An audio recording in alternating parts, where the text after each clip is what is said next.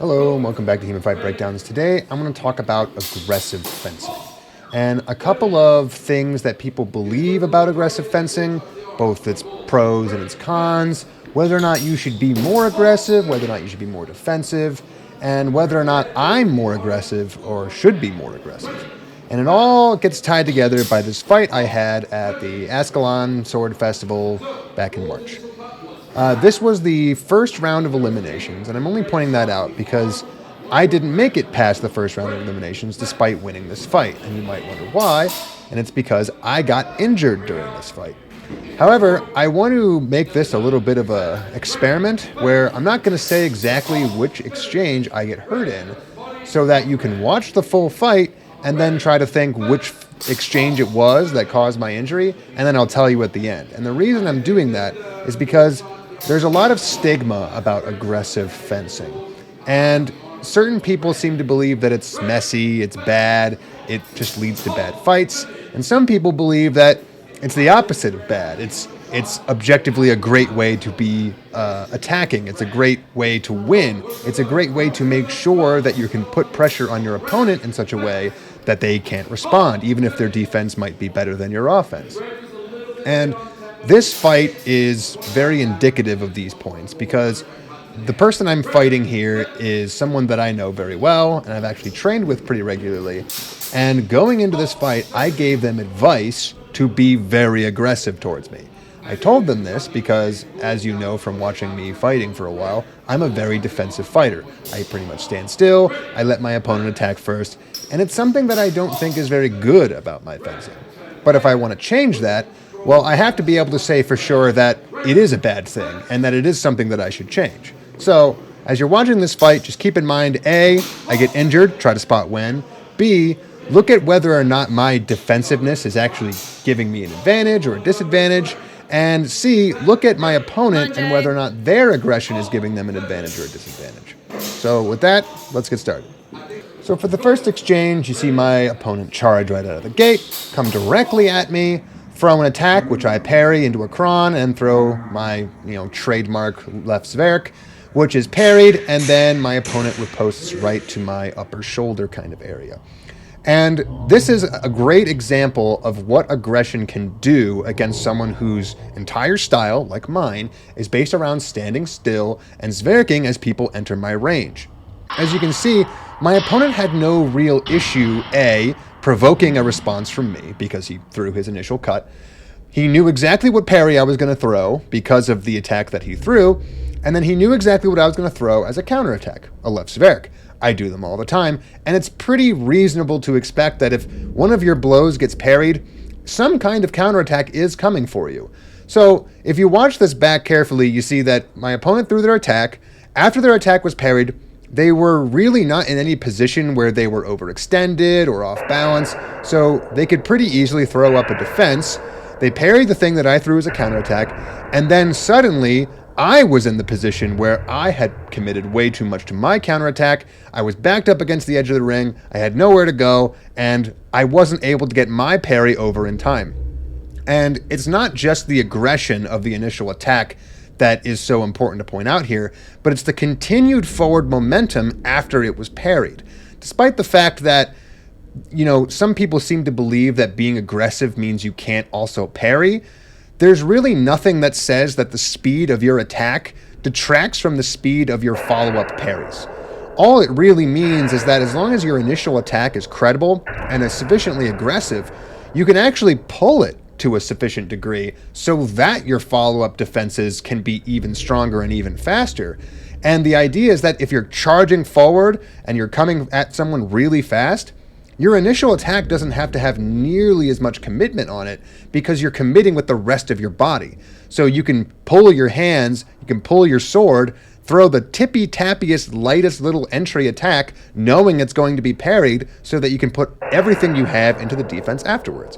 It's a really sound strategy, and it's one that I wish a lot more people would be taught and would teach, because it's something that I think a lot of people, myself included, completely ignore as an entry option.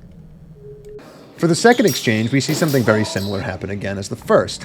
My opponent comes charging at me, but one thing you need to notice here is that despite the fact that my opponent is again still charging directly at me, and I am only moving backwards, my opponent never actually closes range so close as to be in a grapple. They actually do a very good job of maintaining the distance despite being aggressive. And that is because they know, again, given my defensive style, that I'm going to keep moving backwards, pushing myself into a corner where I will eventually run out of space, and more importantly, that I'm going to be the one maintaining the distance. So if you want to try using this, what you know is that aggressively charge right into the level where you're just into range, but then try to stay there while still moving forward. Rely on your opponent's backward momentum to give you the space you need to keep the exchange from getting tied up, and know that their defensiveness is going to play into your hand, because now you can do exactly what we see in this exchange. Kind of just sit there moving forward, provoking your opponent. As you can see by the exchange, after the initial attack, there's this little pause where both myself and my opponent are just waiting for more information to figure out what to do. And my opponent seizes this opportunity to feint another attack, wait for me to bite on a parry, and then hit me on the arm on my right side, his left side. A really well executed attack that, while aggressive, wasn't just a bullish charge. Distance was maintained, and this is something that a lot of people can do in their own fencing, even if they feel like they hate charging. For the third exchange, what we come to is the main detraction against charging. I leave my point sitting out, I just extend my arms, and my opponent essentially runs into it. They do attempt to parry, but what you notice is that the price you pay for being aggressive is that the faster you're coming forward, the faster anything your opponent does is going to come at you. And the faster your opponent's sword is coming at you, the harder it is to parry, regardless of what position you may or may not be in when you attempt that parry.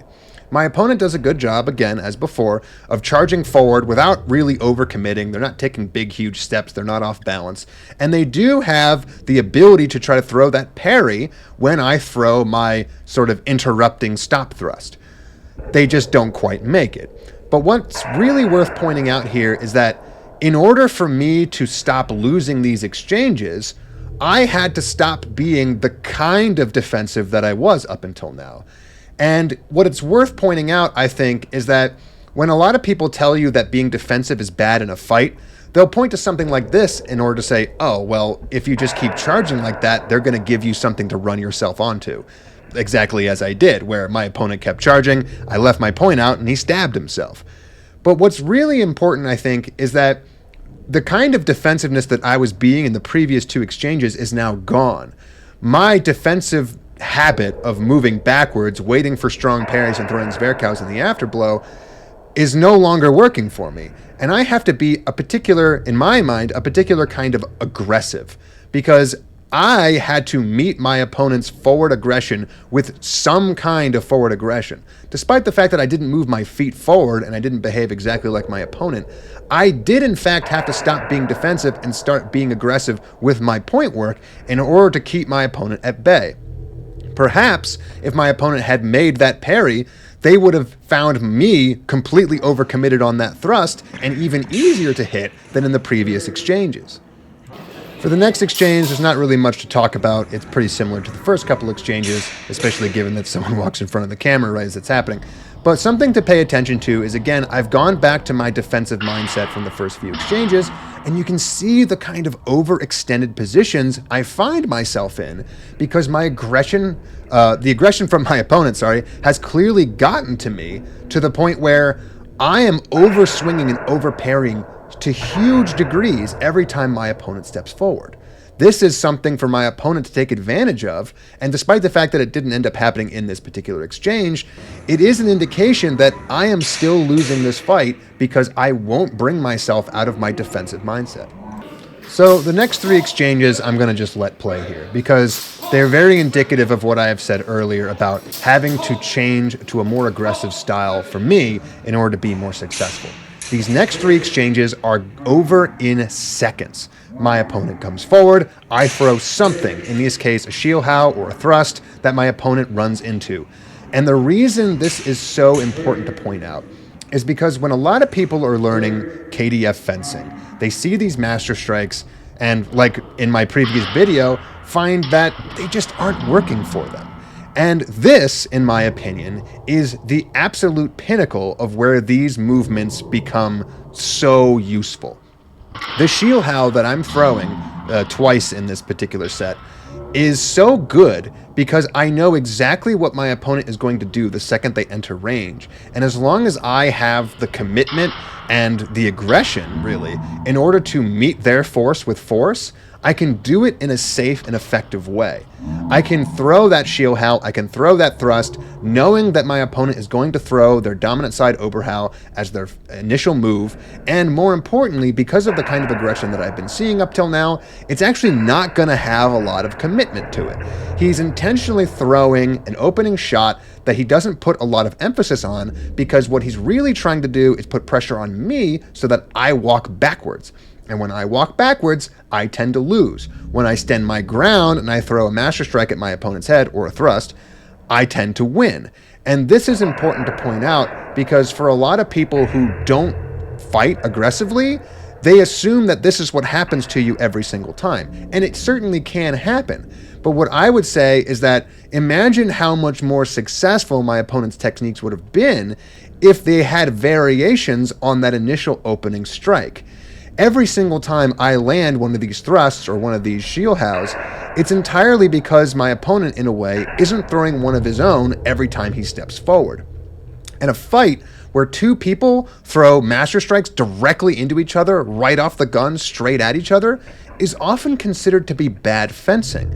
But in my opinion, I think it's not only good fencing, it's KDF fencing. It's Germanic fencing.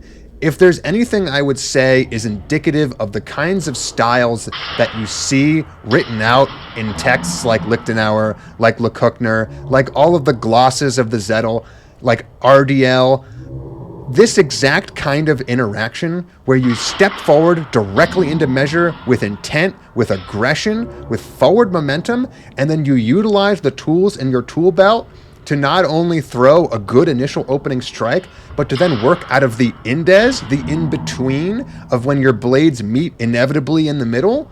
That is true KDF fencing. That is true Germanic fencing. And regardless of whether or not you think that's the ideal or the height of HEMA or some nonsense like that, if you really care about doing this kind of fencing and you're not at least trying these tactics out, you're just selling yourself short.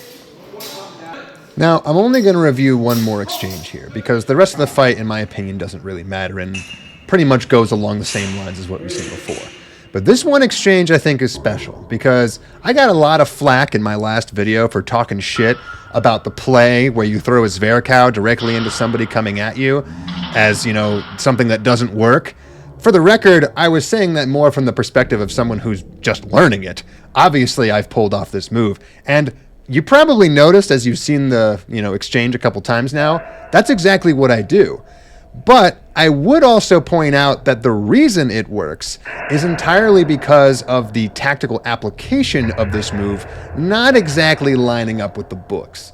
You see, in the books, they almost suggest that I should be the one aggressing with my right Zverkow, but in this particular case, I think that that's exactly what I'm doing. It's just I'm using the different kind of aggression, the different contextual and tactical application of aggression that I've been talking about this whole time.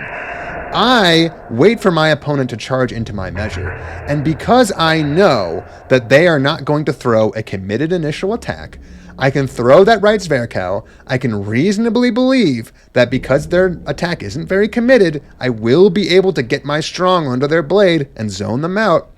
And most importantly, after I land that Zverk, I'm going to be able to protect myself from an afterblow that comes afterwards.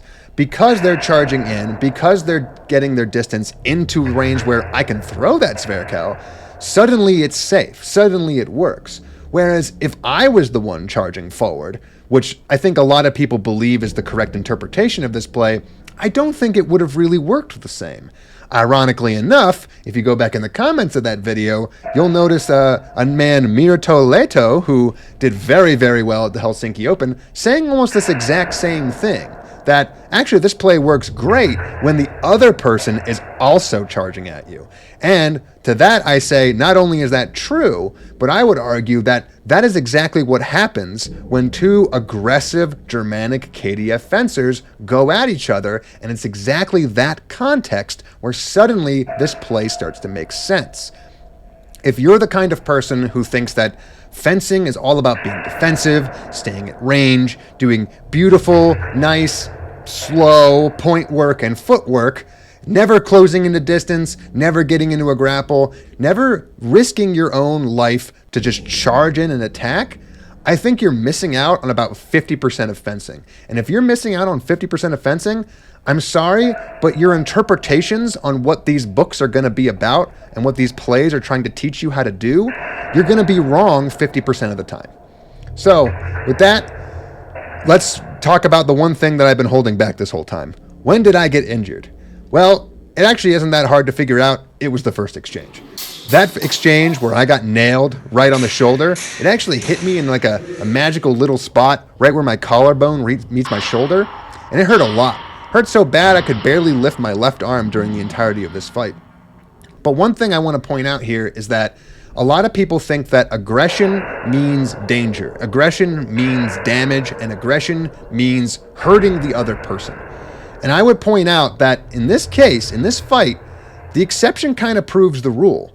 You've seen it by now, again, over and over again, and there was a lot of times where we were both throwing kind of late after blows. We were both smacking each other after the halt a little bit because we were trying to make sure that everything that we did counted.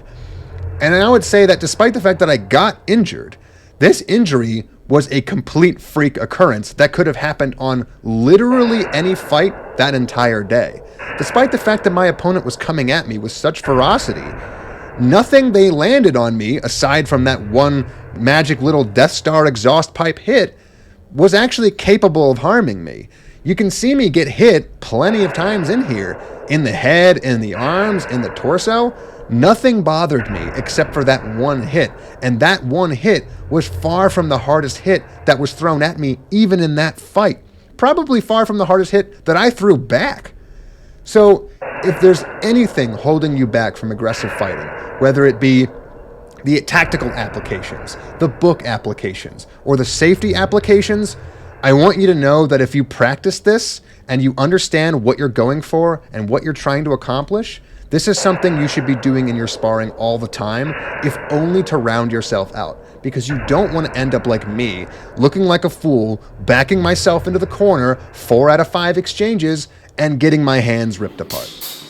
So, if you like that advice, cool, leave a comment, like, subscribe, and I'll see you next week.